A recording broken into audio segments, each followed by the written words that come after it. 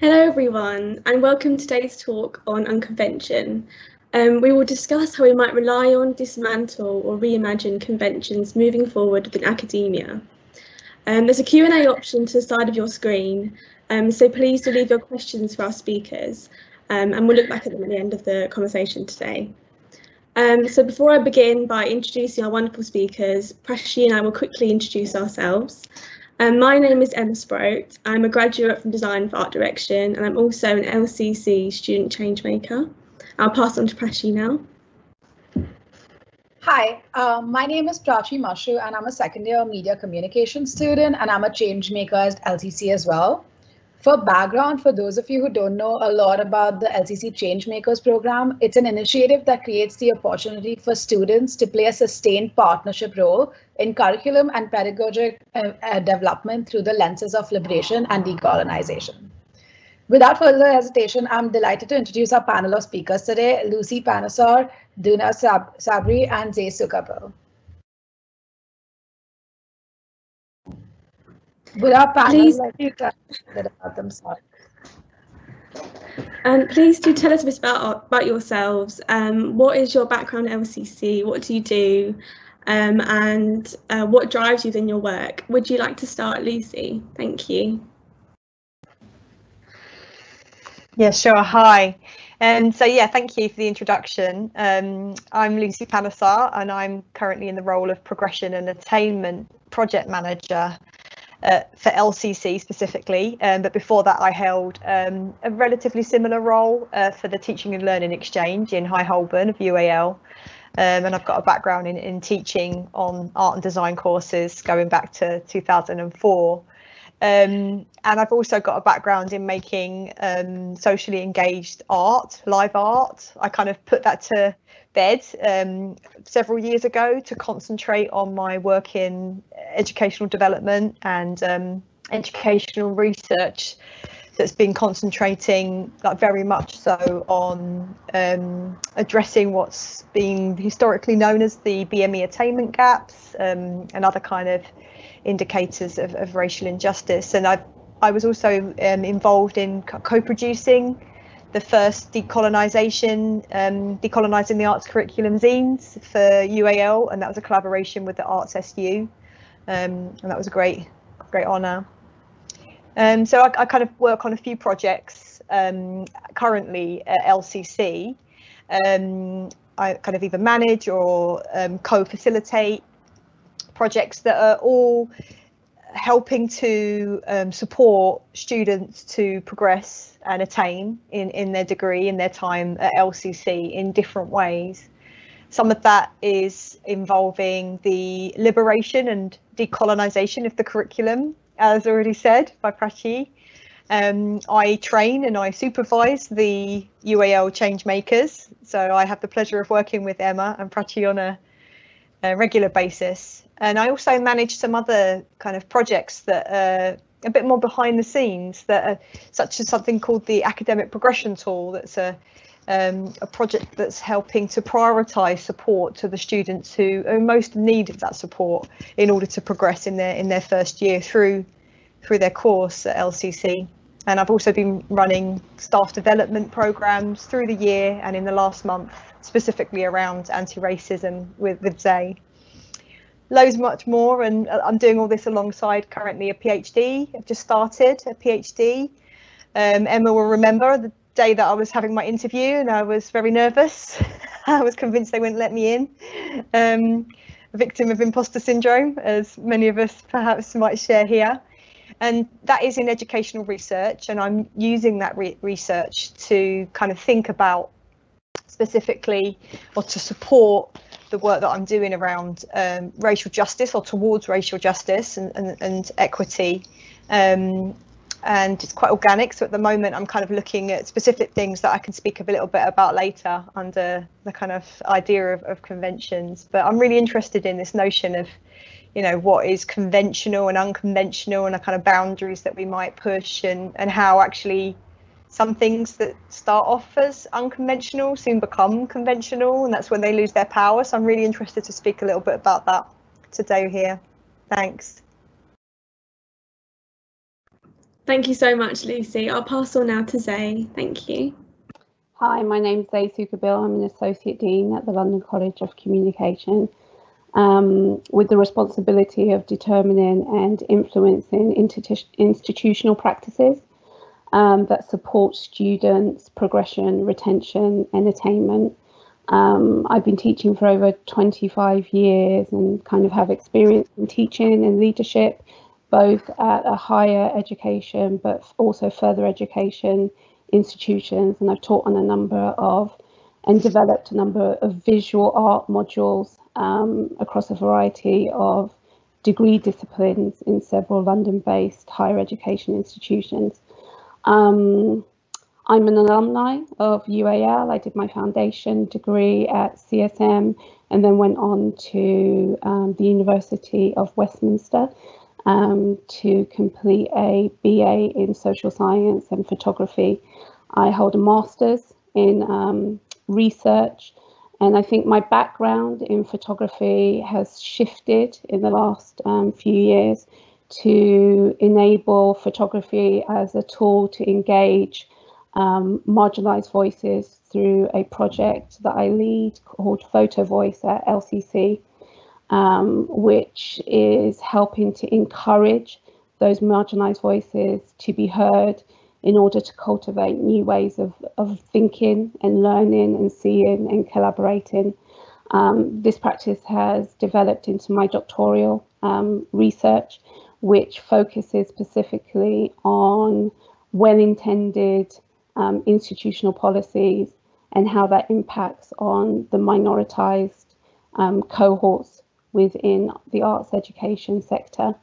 I'm a proud member of GEMS, our ethnicity staffing group, and also work quite closely with the two people I share this portal with today, who I would consider co-conspirators as we kind of try to redefine what is conventional and unconventional within our institution. Thank you so much, Zey, and I'll pass on to Duna. Hi, I love being defined as a co-conspirator, Zey. I'm perfectly happy with that. I did a really conventional degree in history back in graduating in 1993. And the first role that I had after that was interviewing council tenants door to door. And I was thinking recently that I really haven't stopped doing that, knocking on people's doors and asking to interview them. Because I've tried sort of lots of different roles, and in every single role I've somehow managed to turn it into an opportunity to do some research and interview people and survey people and find out kind of why things are the way they are. So as I got involved in higher education and particularly sort of became interested in why it is that universities tend to reproduce inequalities in our society, both sort of within the UK and in terms of kind of global equalities. My research started to sort of explore those questions, and so I did a PhD in the sociology of education, and then I joined UAL as a sort of freelance researcher, sort of following that PhD research, and the sorts of questions that I was pursuing there was why students leave, and finding that there are differences between students of different socioeconomic backgrounds, students of different ethnicities. And then the sort of major project that I did for UAL was looking at the inequalities in students' outcomes, students' attainment outcomes. And on and off, I did research as an independent researcher for UAL for about 10 years. And then about 18 months ago, I decided to roll up my sleeves and go for an employed job. in UAL, because I wanted a chance to get involved in putting some of the findings that were coming up in my research to good use in actually changing some of the conventions and kind of taken for granted ways of doing things at UAL. And a really excellent opportunity came up with the Academic Development Fund, which is a fund that's aimed at both employing new academic staff to teach and aiming to ensure that as many of those new academic staff as possible broaden the diversity of people who teach. And also part of the Academic Development Fund is about putting together development opportunities, development projects that go across the whole university and that are aimed at addressing various kinds of inequality in what we provide. So that's what I've been doing over the last sort of 18 months or so, with sort of several projects within that. I think that was all I wanted to say really about my background, but I just would like to end just by saying I do have enjoyed working with Lucy and Zey incredibly very much, and when I was invited to come along and join this conversation, my heart leapt with joy at the prospect of spending a bit of time talking to those two particular amigas and to your questions, Emma. Thanks. Thank you, Duna. That was a lovely introduction. And thank you all for that. I'll move straight in now to questions. I also post questions in the Q&A bar, so please do keep an eye out if you don't catch the questions. So the first question is, which academic conventions do you most lean into to support your work? And I'll pass that on to Duna. I think the academic convention, and Lucy and Zey will not be at all surprised to hear me say this, that I cleave to the most is the notion of evidence. I'm quite keen, I suppose, that what we do is evidence-based, that we undertake interventions because they have been proven to work in another context or within our own context in pilot conditions, and that we use evidence both that's to do with our particular context, but also that draws on research conducted elsewhere. I'll just stop there by way of a starter and see what else comes up. Thank you, Duna. How about you, Lucy? Yeah, that's great, because I was thinking like exactly the same, and it's often your evidence, Duna, that I rely on as a convention, and from the moment I first started doing work in particular that's addressing the so-called BME attainment gaps, of using evidence to actually sometimes having to convince people that there is a problem, which I didn't think I would have to do. I would hope that I wouldn't have to do that, but it does, that statistical data in particular and the qualitative evidence that we do have now is very persuasive, and you can't deny it, and we do have so much more of it now.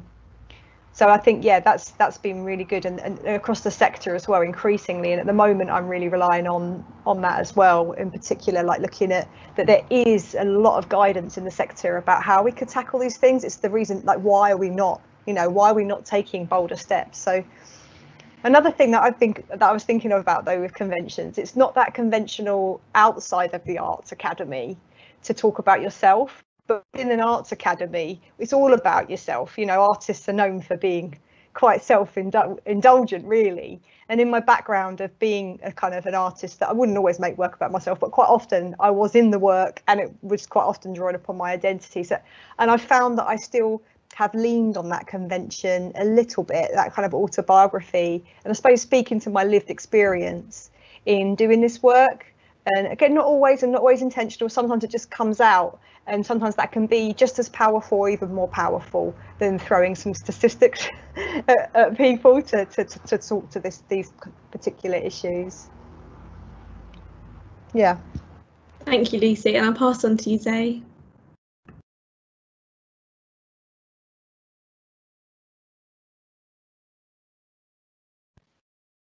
Yeah, I think the whole concept of academic convention is one that I am really curious about, one that I spend probably most of my time at work thinking and probing and asking questions about particular conventions that I see within the arts kind of educational establishment. And as well as, you know, as evidence, as Duna has said, and definitely a lived experience, and I can definitely say I've had a lived experience as a student within this institution as well as a staff member. But I think the thing that I lean most into is a sense of curiosity, which I think we try to foster within our educational kind of processes. And it's one that needs to be further developed to understand why we do things and if we should continue to do things in the way that we do. And I think that sense of creativity that I'm really interested in emerges in, you know, the everyday interactions that we have in relationship to each other as a educator to a student to another student, how we as an ecosystem within our institutions can be curious, can be creative with each other outside of the formal structures and conventions of a higher education experience. And I think it's those grey areas that I'm interested in, and it's those grey areas that I think are the most curious and the most exciting to try and do something different to create equity amongst us all. So there's lots of things that I think of when I think of conventions. I also think it's really important that we no longer try to mystify some of the conventions. You know, I look back on my experience as a foundation student. I had no idea what I was getting into. And I think that was a purposeful thing, that it was meant to be mysterious. And I think the more that we work with evidence and people's lived experience, we're able to demystify some of the conventions that we cling to. And then my last point is also the canon. I'm always interested in the canon. I'm a pedagogue at heart, and I think ways that we can produce knowledge and how knowledge is valued and produced is really interesting to me. Who gets to be placed within our curriculum, who gets to be valued as an output of our curriculum is also something that I would definitely lean into when I look at my work.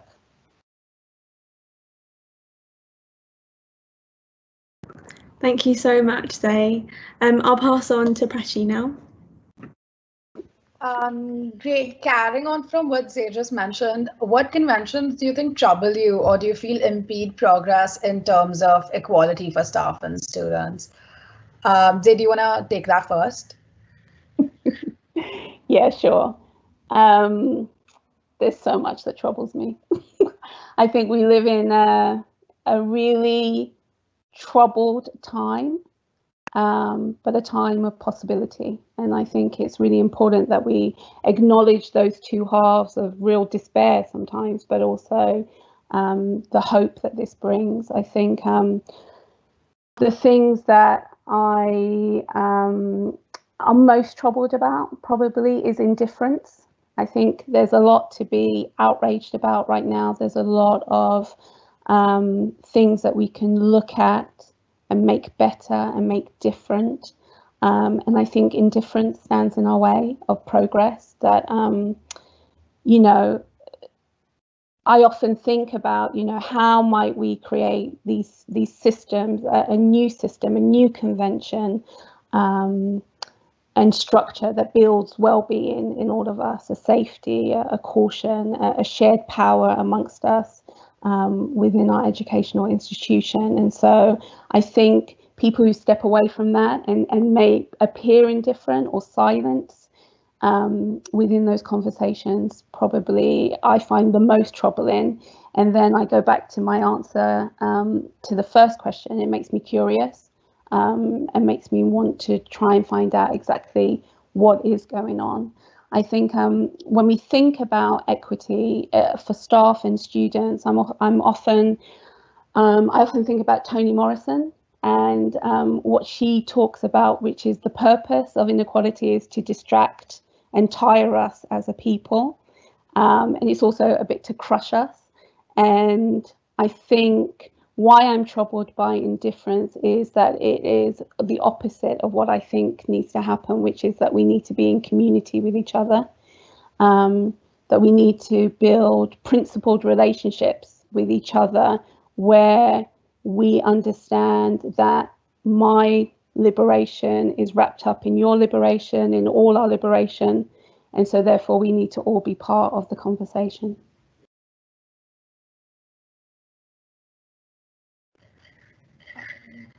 Thank you so much. Lucy, would you want to answer this question too? Yeah, sure. Thank you. And yeah, so much to think about there, Zey.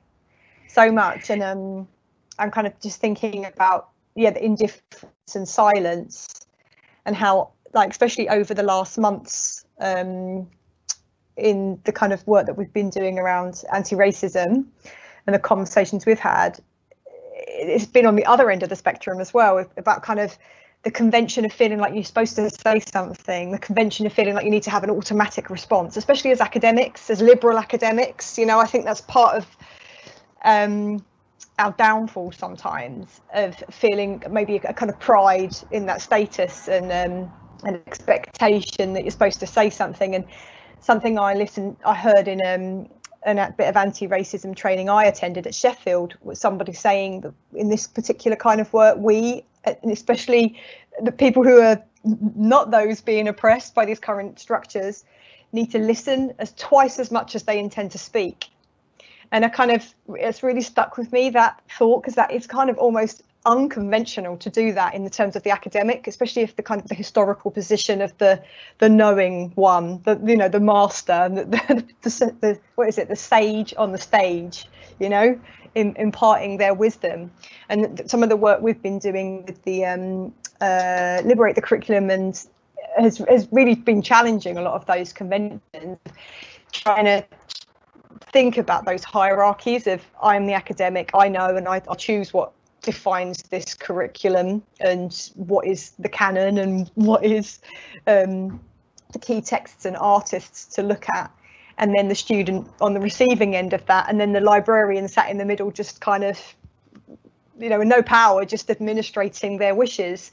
But what we've been doing with that particular project is trying to challenge that, and I think in terms of, and it has progressed, but I felt like in the kind of early days of doing that work, what might have impeded progress was still people. I think it's a real identity threat for academics, and I think I could identify with that. You know, as being a lecturer, you're expected to know everything, expected to have the answers, and to have read everything, or to not, you know. And I think professing to what might look like ignorance or not knowing, or still being open to knowing, is a bit of an unconventional thing to do. I think that's kind of something I think we're working towards.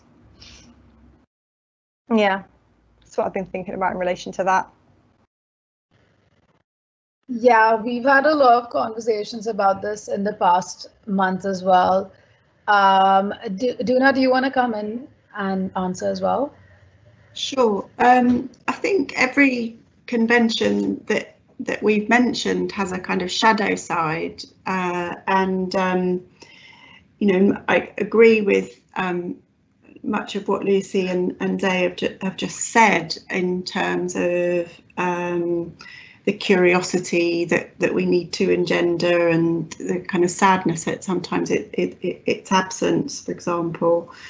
In terms of how we, I suppose, to answer the question, kind of what troubles me with some of those conventions is that whatever convention we're following or introducing as an alternative, all the time somebody is being centred, and as a consequence of that, someone else is being made peripheral. And there are obvious kind of implications of that for people of different ethnicities. So dominant cultures are, through the decolonising project, we are trying to make peripheral in order that we can examine sort of less previously less centred knowledges and cultures, in order to think about how things could be other than they are.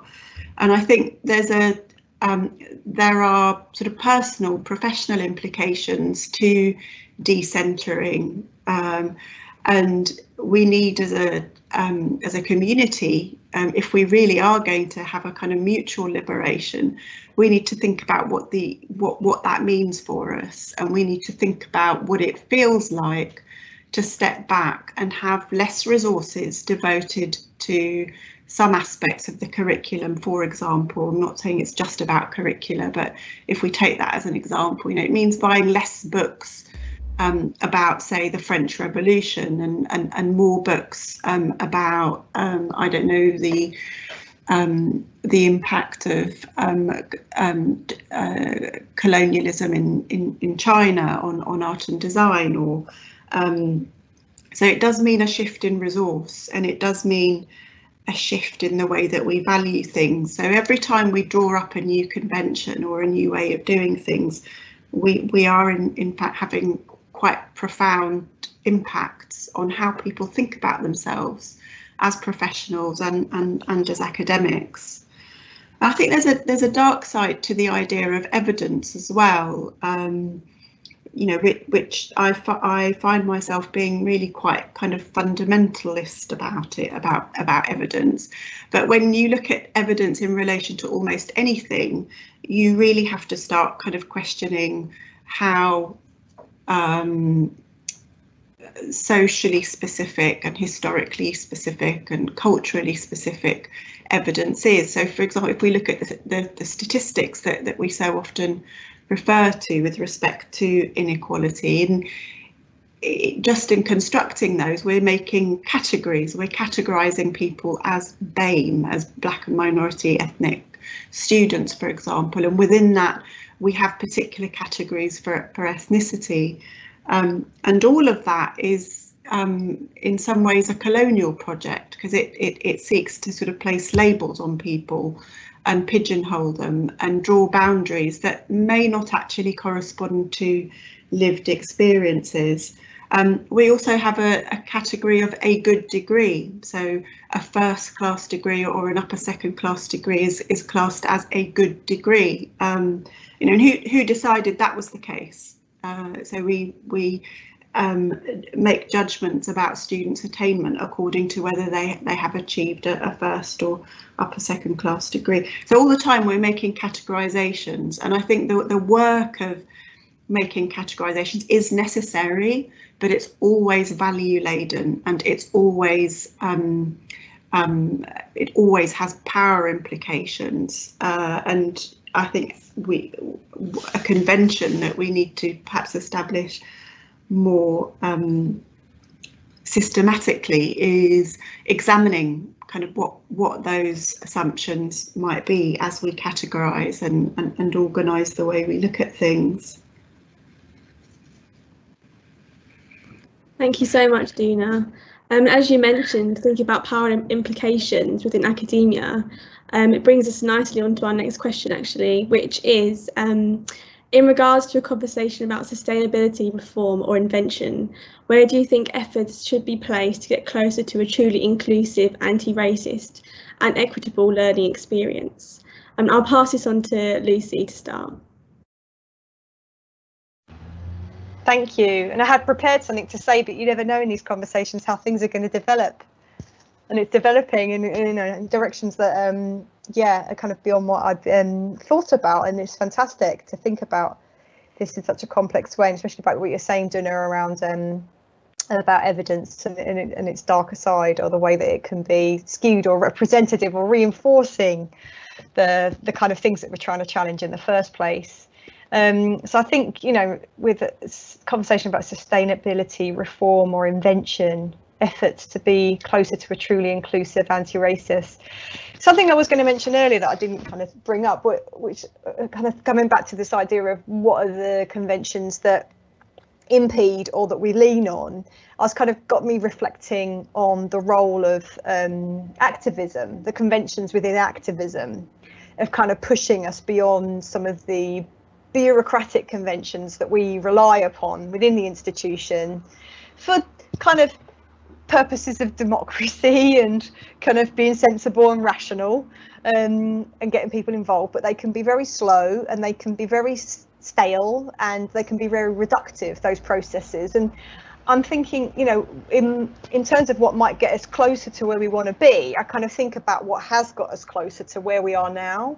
And I kind of think about the SU campaign led by B. Tajuddin, the SU officer of that time, called UAL So White, that I really do feel like made a massive shift, pushed, you know, institutional processes in a new direction at that time in 2016.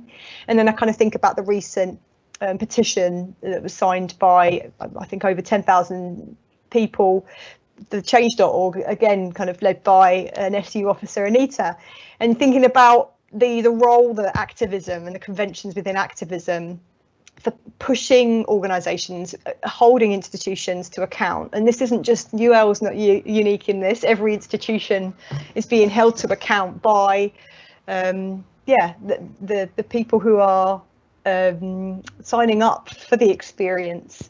So I think, you know, that has kind of got us closer in some respects to kind of pushing the agenda within the institution. And I think that will probably get us closer. I hope that we can get to the point where we don't have to rely on activism, because it's always a sign of kind of dissatisfaction in many sense. But it's kind of got us to where we are now. And I think about the protests and the kind of conventions around protest and spectacle and, you know, and shock that we've kind of witnessed in the last few months in the wake of George Floyd being killed. It kind of, it really does propel us towards change.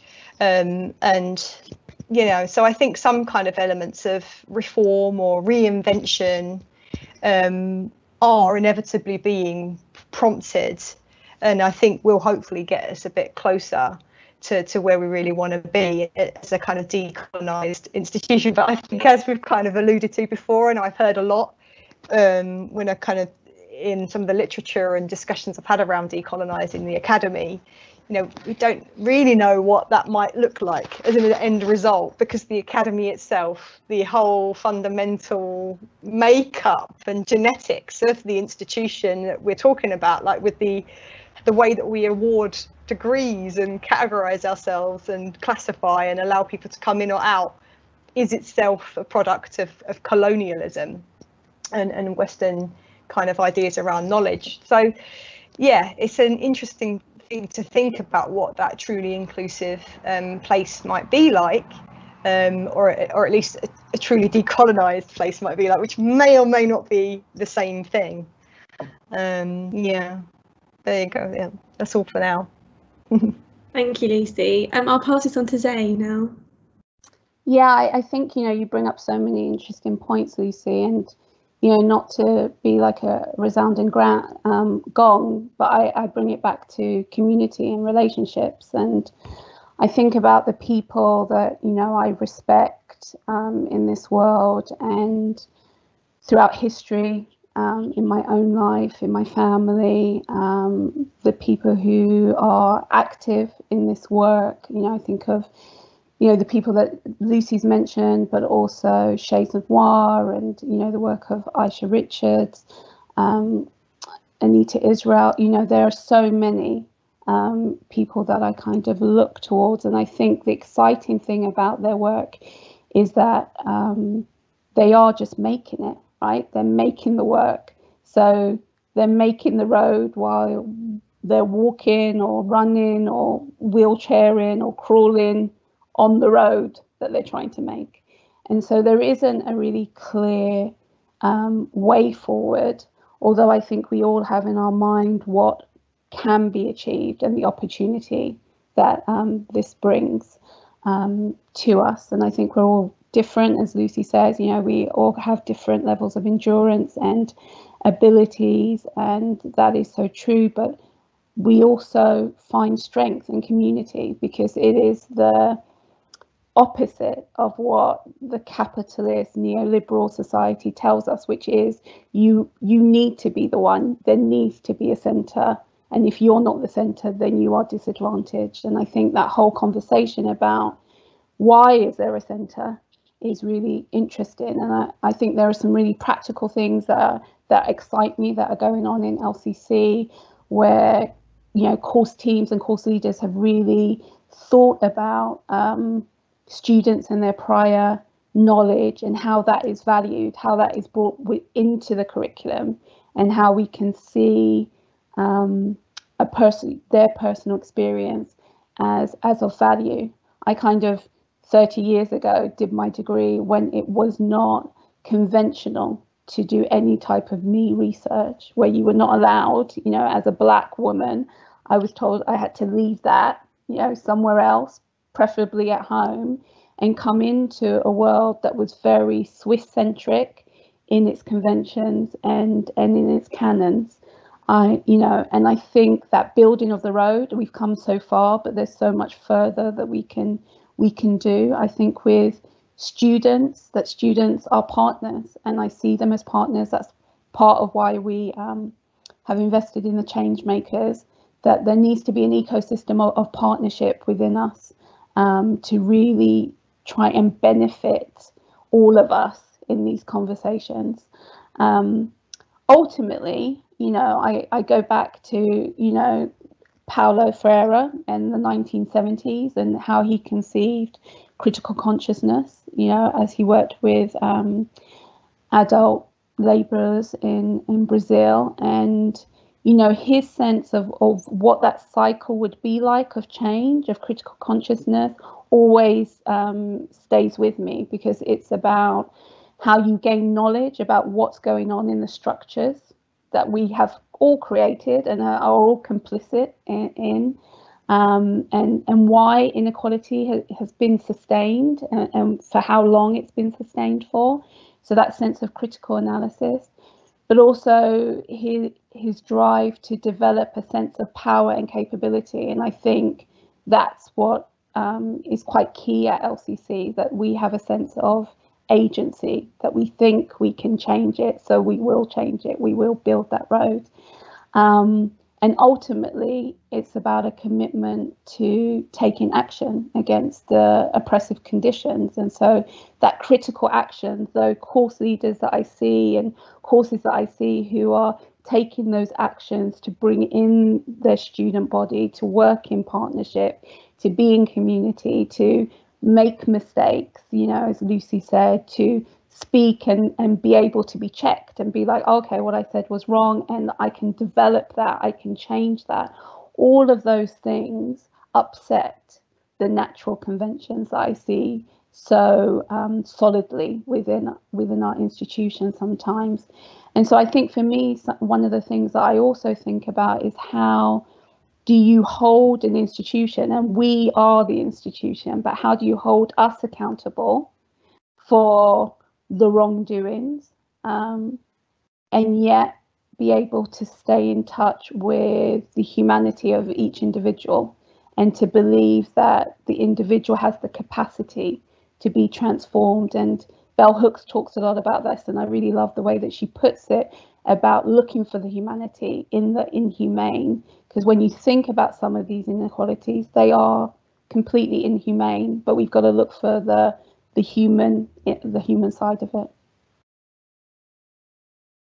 Thank you, Zey, and I'll pass on now to Duna. Would you like to add anything? Yeah, just very briefly, I think.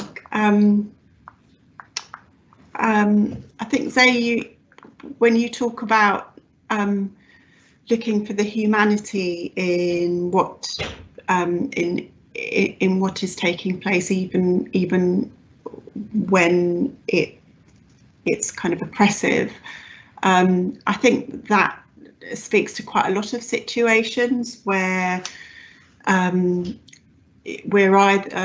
person is either on the receiving end of racism and discrimination, or is witnessing it, or perhaps has realised that they are complicit in that racism in some way, inadvertently. In all of those situations, I think we would do well to sort of be conscious of how hard it is to decide what to do, because all the time we're in a situation where there are people more powerful than us, people less powerful than us, people able to speak, people not able to speak. And so it's an ethical minefield, actually, and almost every situation I've ever been in that in any of those scenarios has held its ethical dilemmas. I think in the beyond the kind of day-to-day of dealing with those instances, I would say that we have been on a long road and continue to be, as you just said. And I think to some extent we need to trust the process and keep going with it. And perhaps one of the things that UAL hasn't done so well is that we keep going after the next big initiative, the next big project that looks kind of looks like it's really going to fix things, and there is no such thing. I think we just have to look at what we've done, draw on evidence of success, and then make it bigger. And that's actually quite boring work in some ways. It's not it's not headline grabbing. It's just a step by step by step, and trying to get as many colleagues as possible involved and participating, so that what we end up with isn't a kind of beautifully curated intervention in one corner of the university, but actually university-wide change that actually has an impact on the statistics. So trust in the process. And as you say, I think the other point you made that I really want to amplify is the point about kind of capability. I think there are individuals who are very, very fluent and sensitive to issues of race and ethnicity, and there are other people who, you know, could barely spell race and ethnicity and find it really difficult, really stumble over terminology and get really, I think, frightened, you know, genuinely frightened of using the wrong words, of offending people. And, you know, who among us hasn't been in that situation?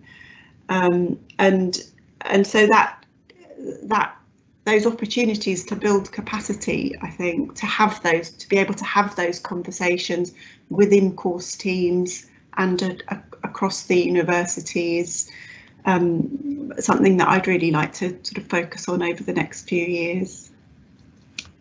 Can I just jump in again before you go to Lucy? I don't know whether you can see me on screen, but I was clapping and nodding and snapping to everything you said, Duna. And, you know, it reminds me of something that Gurnan Singh told us when he started to be the visiting fellow for UAL, to try and help us to have some of those conversations. He said, you know, the battle is not going to be won within a toolkit.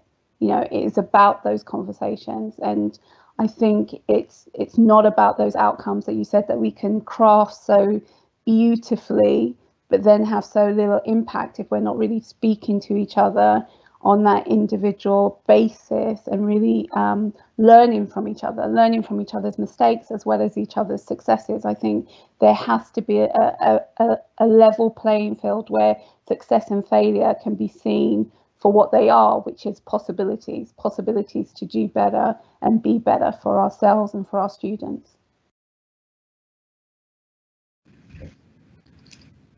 Very much so. I think understanding why there was success and why there was failure in those particular instances. Yeah. Thank you both. Just to note as we're going through this, please do leave your questions in the Q&A section, so we will return to that at the very end.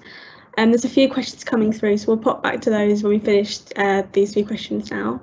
But I'll pass on now to Prachee, another question. Thank you.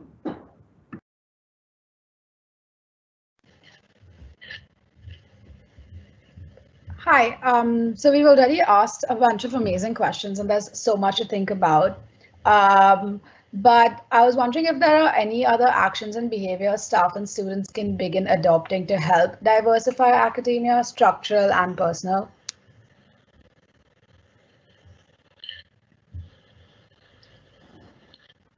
Would Lucy want to start that conversation? Yeah, sure. Yeah, and it kind of comes back to something I think Zey, you mentioned earlier about the kind of culture that we want to build, and could be kind of more conducive to these sort of aims. And I kind of think about how I'm coming back to conventions again. It's like within the art world and with academia, we've had a bit of a culture of it being quite competitive and individualistic. My project, my research, my work. It's quite territorial and secretive, you know, because it's about originality and getting the ref, like research excellent points, or, you know, and even for students, we kind of encourage that as well in the way that the convention of education is to encourage that. You're not competing against each other. You should all be able to get the grade that you deserve, but it can sometimes feel like that. So I think that in terms of behaviours and actions, I think much more what would be helpful to adopt and to cultivate is kind of cooperativeness, collaboration, which I know that we've been trying for a long time, but you know, rather than that kind of competitiveness. And I know that there's been a growing understanding, to build on what you said again, Zey, around compassion, the importance of compassion in what we're doing, of understanding to ourselves that we, you know, when we're trying and we make efforts, but to others as well in their efforts and their failings, to all of our failings. But yeah, I think cooperativeness really is something. And I think because I come from a further education background, my first like good 10 years in higher education was in a university, but in the foundation area, and we didn't really have that culture as a team because we were so focused on the students. We didn't enter into research excellence exercises. We didn't have research portfolios at that time because we had slightly different expectations in our roles. And so when I kind of came into just working in higher education completely, I do see that I think a lot of people in the community feel really torn sometimes with having so many commitments that they can't always devote to sort of pedagogic development.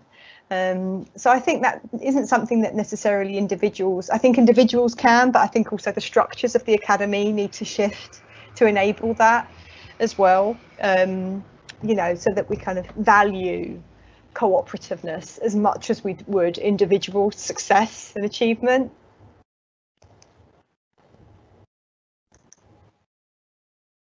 Yeah, that's such a good point. And speaks to so many conversations you see that we have kind of in the corridors or in the virtual corridors now about that sense of we need to be more than just the one sum of ourselves, and that competitiveness that has, you know, what I suppose Duna would call a dark side and a good side, which drives us forward, can be used for good. So thank you for that. I think, you know, there's lots of stuff to unpick in terms of what is our part as educators that ensures that is an ongoing convention of our educational system. And so is that within our assessments? Is it the way that we do crits? You know, all of those things, how we practice our pedagogy, leads the students and ourselves to that place of competitiveness, which sometimes isn't always good. I suppose for me, kind of when you talk about actions and behaviours, I suppose because I'm an associate dean, I feel it would be remiss of me not to talk about the leadership that is needed within this area. I think I'm constantly concerned that to leave the burden of tackling any inequality to the people who are most affected by that inequality is a failure of leadership within any institution. So in terms of behaviours, I think it's really important for me in my leadership role and others in leadership roles to be able to reflect on their privilege, the privilege that they enjoy. You know, I wouldn't have necessarily had this same conversation with people 10 years ago when I was an AL. So I understand that I'm in a privileged position within the institution, and it's about how those of us who enjoy that privilege can think through how we can use that privilege to address the inequalities that may even be absent within our own lived experience. So whatever that might be. And at the same time, I think it's really clear that there's not enough diversity at senior leadership or senior academics or executive teams or the board of governors, and the talent is out there. So I go back to the behaviours of how do we recognise talent, how do we cultivate talent, how do we ensure that there is room for all our voices at the table, and for real representation to happen. So that's the thing that comes to my mind when you talk about behaviours and actions.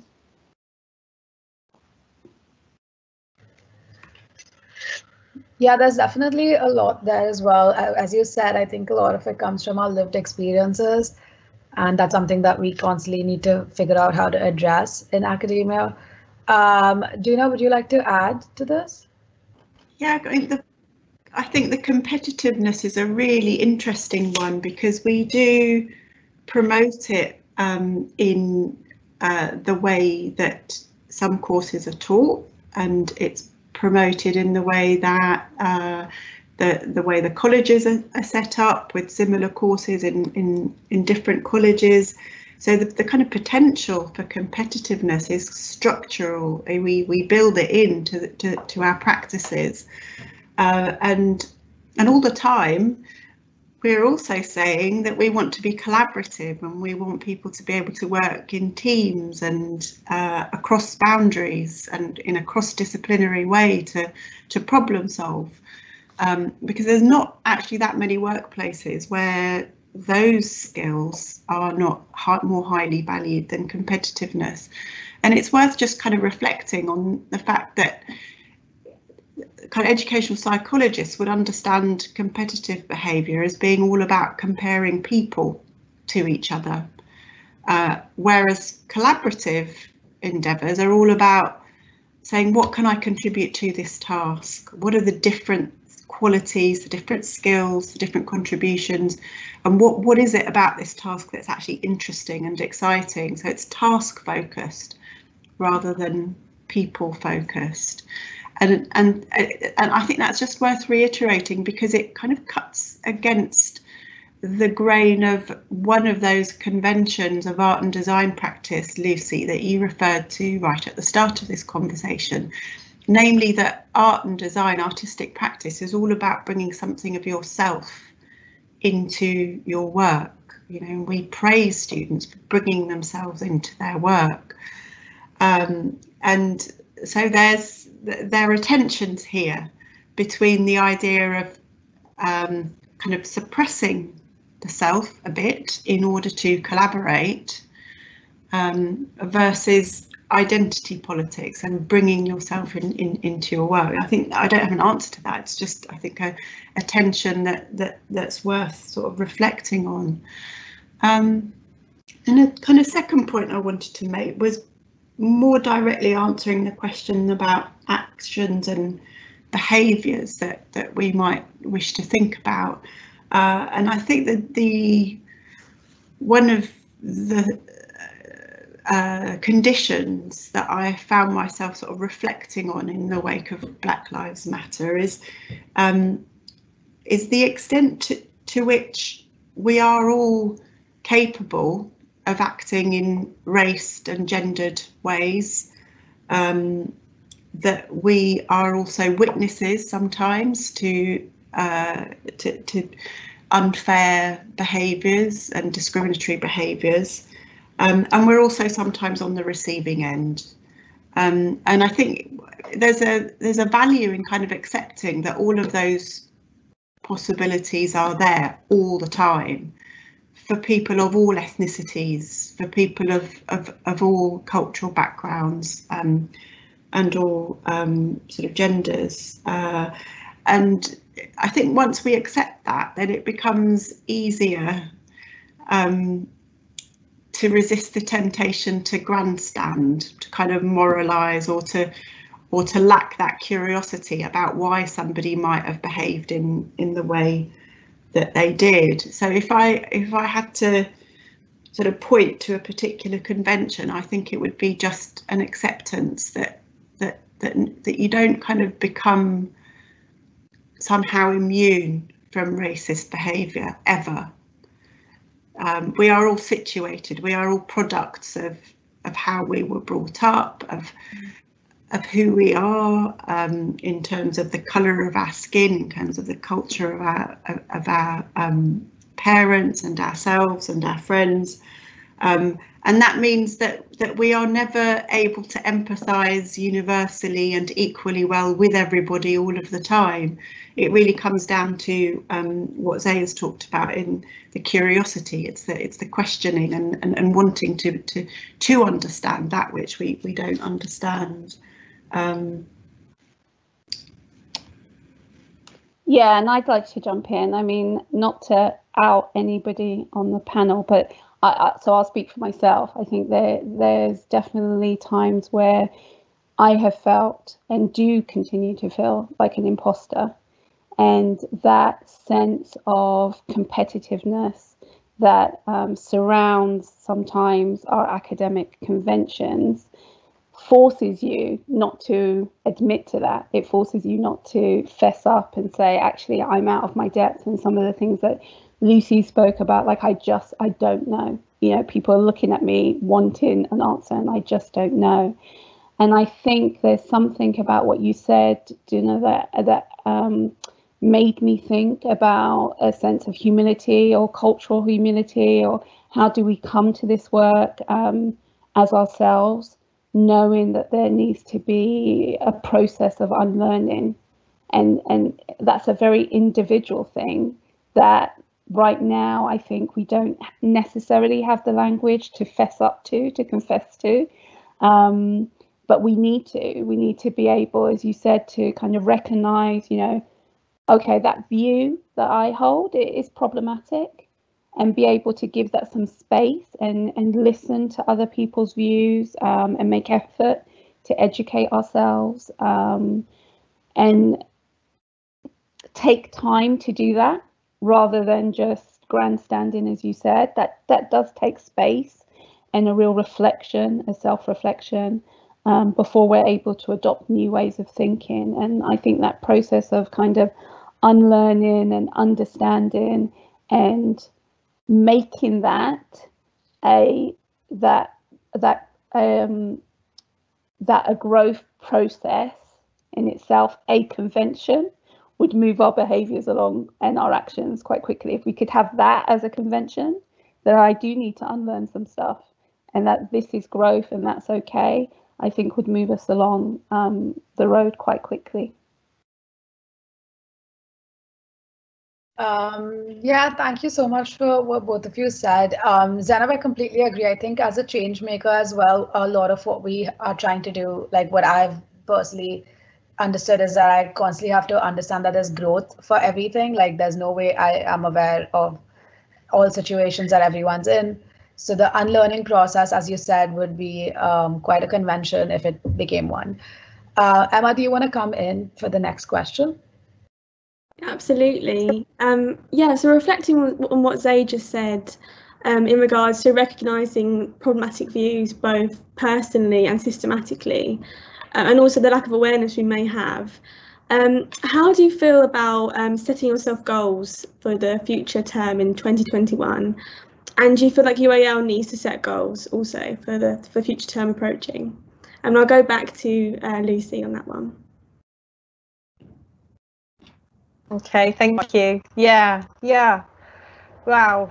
I think definitely in terms of like before we go on to sort of my own goals and how I might speak to some of the other things, but in terms of as a community, I think just to reiterate and emphasize some of what's already been said by just now by Zey and Duna about humility, a space for critical self-reflection as an ongoing part of our practice. That's just so crucial for growth and unlearning. And it's interesting to see, I think it was published maybe today or very recently on Shades of Noir, a whole piece there kind of reflecting on what that means to unlearn in this particular context. So I think more space for engaging with that kind of part of what we do in knowledge guardianship and knowledge co-production, and as we said before, compassion and cooperativeness in our culture. And I think as a kind of a broader systematic change that I think I'd like to see, and I know people have been calling this for a long time, calling for this, but it's kind of shifting social and racial justice, not only staff development but student development, from being peripheral and optional to being embedded, a kind of just a core part of what we do, in line with our values and ethos as a university, in the same way that we've managed to kind of embed sustainability and environmental awareness into everything we've done. We can do that with social and racial justice. And I have actually seen, I know someone wrote in the question and answers there, you know, about examples of good practice, and I am seeing that, like Liberate the Curriculum project that we've already worked on together, Emma and Prachee, you know, with the design school. We were going in to interrogate the curriculum as if we were going to find lots of colonial legacy, but actually we found some really good examples of where tutors are using the opportunity of the curriculum to talk very openly and in the context of design, so it's not divorced from the discipline, you know, what it means to approach study in a decolonial way. So I think that shift from being optional to embedded is something we need to work towards. And I think in my own particular work with the Changemakers, and to name one example, we're kind of moving from Liberate the Curriculum being itself was a bit of a peripheral project before, where it was an option for courses to take part and it kind of sat outside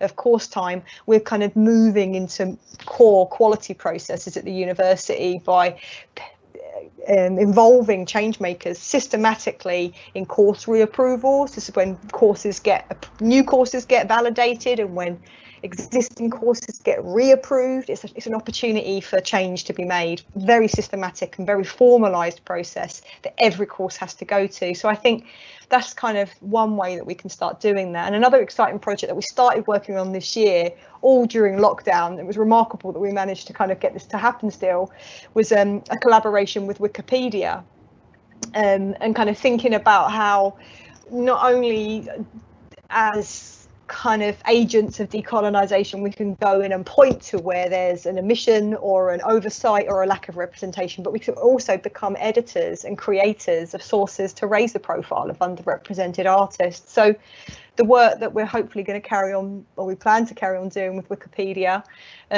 will hopefully encourage us to be those editors of sources like that as well.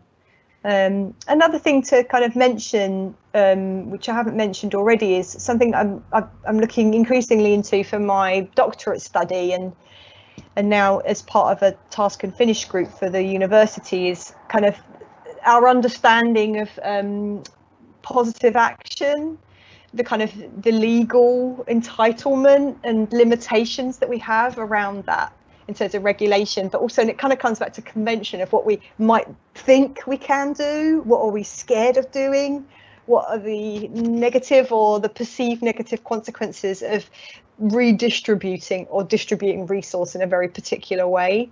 So that's something I'm kind of looking at. So the goal for that is to really to understand what are we already doing in that respect and what more we can do, what other actions we can take.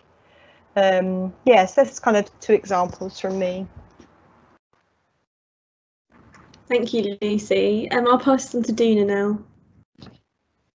I think my sort of reform or idea would be for us to take a piece of work that we're unfamiliar with, whether it's from a fellow student or for a tutor assessing work, students' work that they don't quite understand, or that is situated in a cultural context that they don't understand, and to take a few days to kind of read around it and to actually come to understand where that piece of work is coming from. So start with something that's a little bit incomprehensible, a little bit sort of unfamiliar, and just take the time to work out what its origins are and what it's trying to achieve a bit better.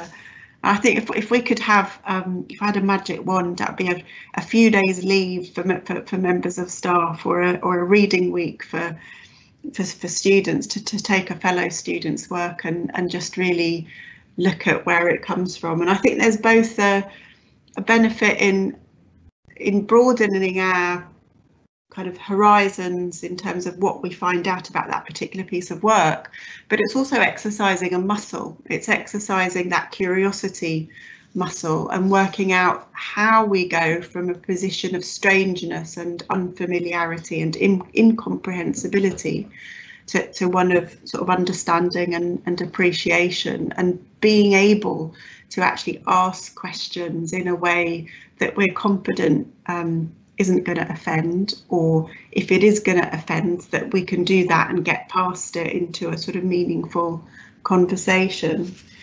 I think in the current climate, where we can't get together so easily in workshops to do that together, then I think it needs to be perhaps an individual thing. You know, you can do it online, I guess, but there are sort of limitations to that.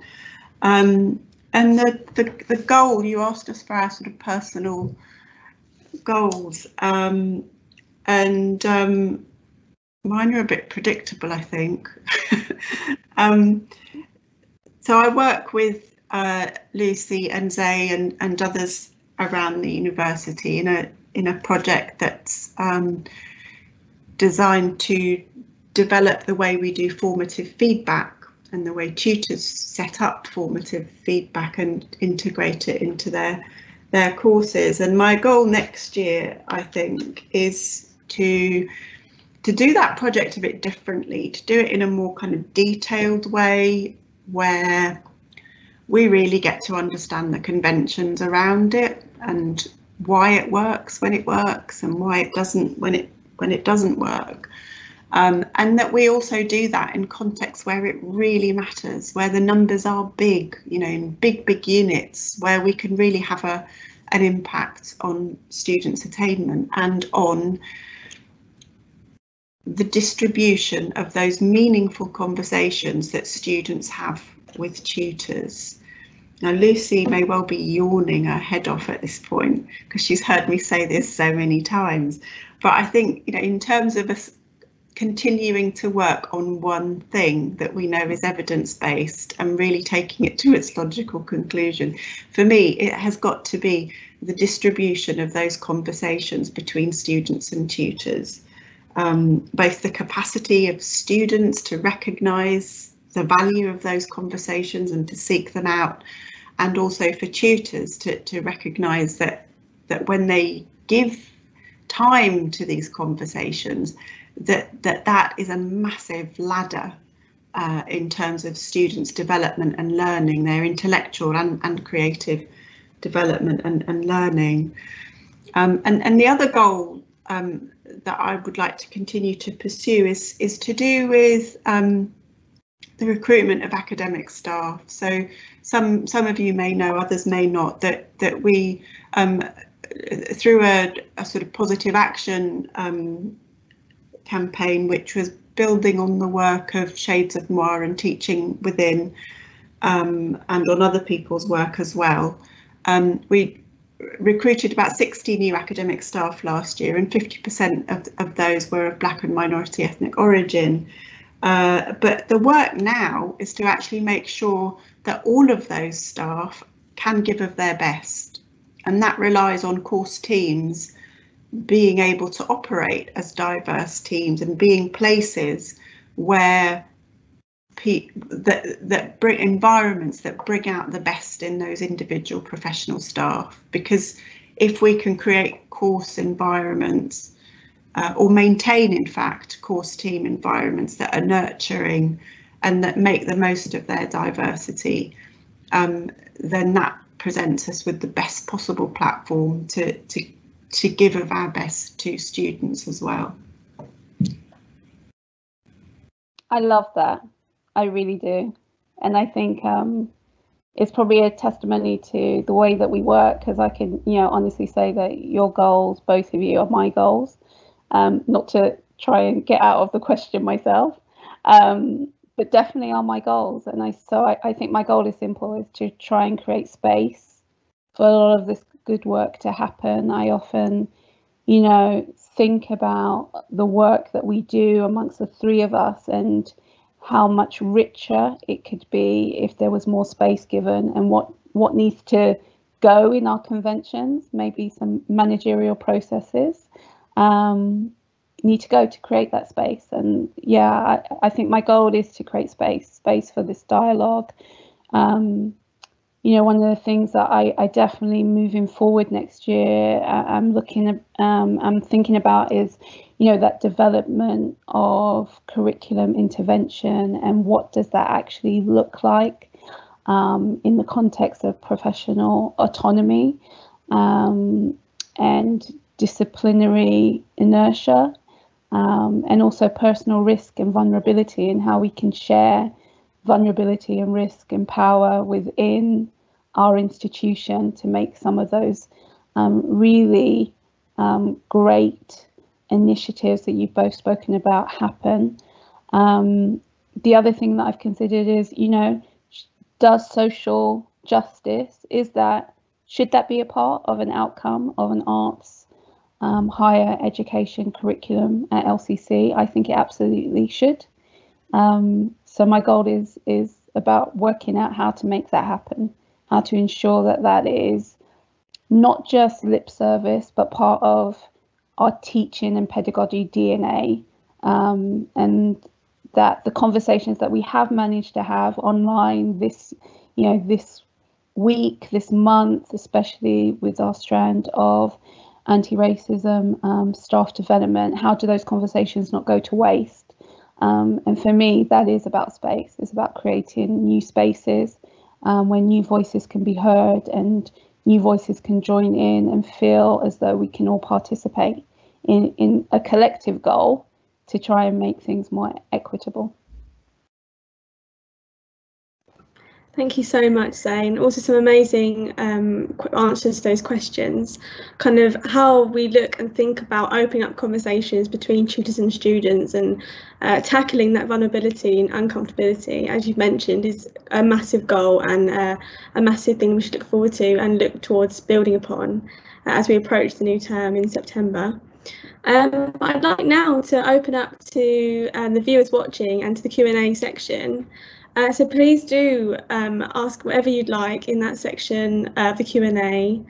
I believe there's one question on here from Mo Ling, which we could talk about now, and I will read that out. It is, do you have any examples of best practice in terms of fair and equitable educational or art and design practices, courses, case studies to look at, and who are your very favourite thinker writers at this moment when you recommend asking someone who's a POC tutor, or students as well? What would you recommend they should be involved in reading, watching, etc.? I'll open it up to whoever would like to start.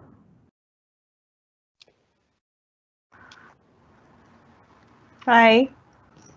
I posted some links there already, but just the things that I've just been reading just the last 2 weeks, just because it's currently fresh on my mind. And actually some of them are kind of literature from a couple of years ago now, like the first one by or edited by Jason Arday and Heidi Safia Mirza, going back 2 years, but it just still speaks so accurately to, I feel like, what's going on right now. Some really fascinating insights into understanding what the institution is, how that's become, and how we might kind of navigate our way through change. And I'm also really looking a lot at the moment at critical race theorists going back sort of 20, 30, 40 years in some case, like Derek Bell, because he wrote quite a lot back in the early days of critical race theory on interest convergence, of a kind of area of kind of theoretical understanding of how the interests of different groups can diverge or be converged for certain things to happen, you know, and that certain people might not want to kind of make change or give up power or resource, sorry, it's really noisy out there, if it's not in their interest to do so. So it's kind of, they speak a lot to that, and it's really interesting to see that those scholars are still referenced a lot in the work of Mirza and contemporary theorists and researchers like Nicola Rollock. And just like yesterday, reading Gary Young, can't wait to hear him speak later today as part of the Decolonising the Lens. I just love hearing his work, because it often talks to the complexity, and he manages to kind of zoom out so that you can see the bigger picture in which racial disparity occurs, but also zooms in so that you can see particular stories of people's lives. And I think that's a really powerful way of talking to these kind of situation. Yeah, that's just references there from me. I posted a book reference earlier, Decolonising the University, edited by Gominda Bambra, amongst others. I'm also currently watching the David Olusoga series at the moment, Hidden Black Histories, I think it is. I might have misremembered that title, but it's the David Olusoga programme, which is I think a kind of impact project funded by the AHRC, and absolutely brilliant watching, actually, for kind of reconceptualising, reframing the way we think about that really familiar, and it's all based around the school curriculum, so it's really interesting for kind of reframing the sorts of things that we all remember from our primary and secondary school educations, or some of us might remember from that time.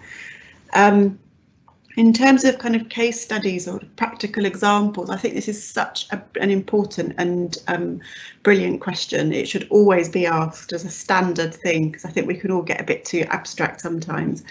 And I think the most recent example of something interesting that someone's doing at UAL is asking students to create reading lists, or not necessarily reading or viewing, resource lists for their tutors who are assessing their work.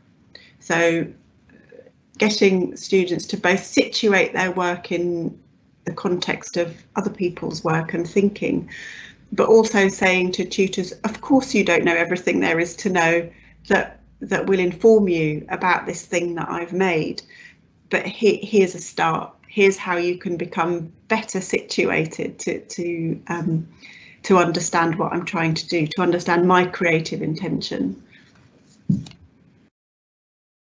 Great example.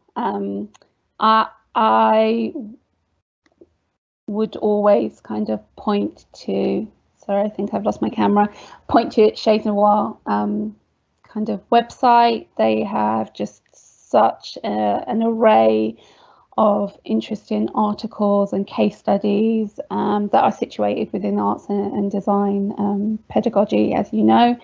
In terms of best practice, there is a course who is experimenting with reverse crits, where the tutors bring in their work and the students do a crit on that work, which is a dangerous place to put yourself. But I think anything we can do to kind of flatten that knowledge production and get a sense of community is something that I would really advocate. Really quickly, really love Rachel Argel. She's an academic and a writer and a lecturer, and she educates on racial injustice, and developed The Great Unlearn, which is a platform that helps people unlearn the conventions of a kind of white supremacist society or a colonialist mindset. and I'm really loving her work. And then, there's so many, which is why I was a bit silent. AJ Monet is a activist and a poet. You can find her on Instagram, and I think her poetry just celebrates the vibrancy of life and encourages people to look beyond themselves to like a wider world. And she regularly speaks out on injustice and, that's systematic inequalities. So I would go and check her out as well. Thank you so much for all your recommendations. We have got a lot of questions coming in right now, so I think as we're approaching 3 o'clock, if anyone would like to add anything else, that would be great if you could just pop them in now into the Q&A section. But for what I can see, I think now we'll wrap up here. Thank you all so much to the speakers for coming along today on behalf of Art Direction, also on behalf of all the viewers who are watching. It's been thoroughly enjoyable to kind of delve into your own mindsets and how you work at UAL, and also personally how you're depicting the current circumstances of our society now and how much it has changed in the past few months and weeks. I'll pass on to Prachee for a moment. Thank you, Emma. Thank you for all the speakers. It was great listening to you guys talk, and I could literally do this all day. I'm glad that there's an event like this that can happen at LCC and make space for conversations like these. And you guys have given us a lot to digest on. So, yeah, thank you so much. Thank you very much. No, thank you. Thank you. Thanks for the opportunity.